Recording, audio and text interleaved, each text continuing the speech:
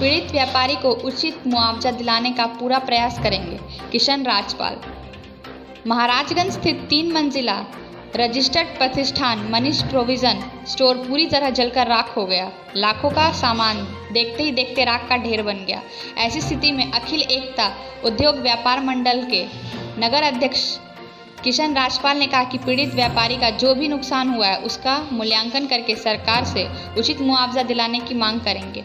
उन्होंने सभी व्यापारियों से अपील भी की है कि अपनी अपनी तरफ से जिसको जो भी बन पड़े व्यापारी की मदद करे, जिससे पीड़ित परिवार के पुनः खड़े होने में मदद मिल सके।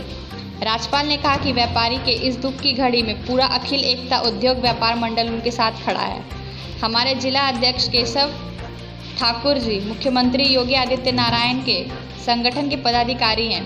केशव ठुक्कुर माननीय मुख्यमंत्री जी से मिलकर इस घटना की जानकारी देंगे एवं उनसे अनुरोध करेंगे कि व्यापारी को न्याय संगत उचित मुआवजा दिया जाए। इस दुखद घटना में सारे व्यापारी संगठन, व्यापारी एवं जनता में शोक की लहर है। डॉक्टर कल्पराम त्रिपाठी।